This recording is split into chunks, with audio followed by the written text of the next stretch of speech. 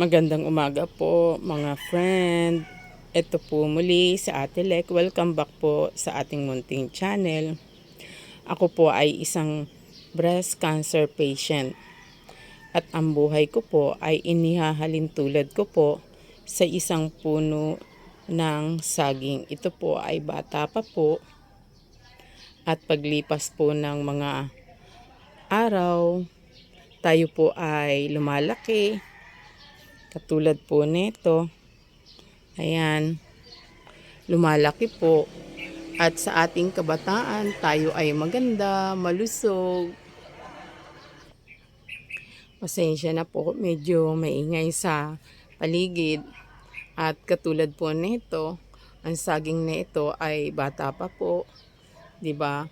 Malusog po siya tingnan, malakas, ayan, maganda. Ganyan din po ang buhay natin. Pag oras pa po ng ating kabataan, tayo ay siyempre malakas, maganda. At sa ating matured, pag tayo ay naging matured na, tayo po ay magkakaroon ng mga supling. Magkakaroon po ng pamilya. Katulad po ng isang saging, nagkakaroon po ng mga bunga.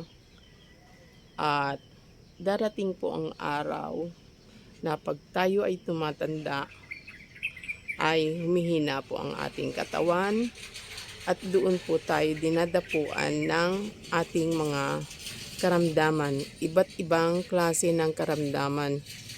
Tulad po ng cancer, na kung saan po ngayon, ako po ay isang breast cancer patient. Ang lahat naman po tayo ay nagkakaroon po talaga ng karamdaman at ito ang nagiging dahilan upang tayo ay mamaalam. Siguro po ganun. Sa akin pong palagay ha. Hindi naman po lahat. Pero wala naman po talaga na nananatili ng forever dito sa mundo. Darating po talaga ang panahon na tayo ay lilisan sa ayaw at sa gusto po natin, sapagkat tayo dito sa mundo ay isang bisita lang po.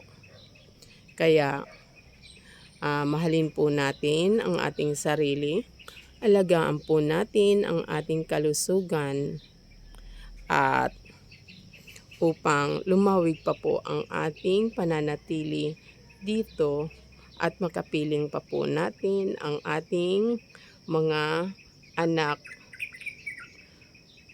Huwag po nating pababayaan ang ating kalusugan.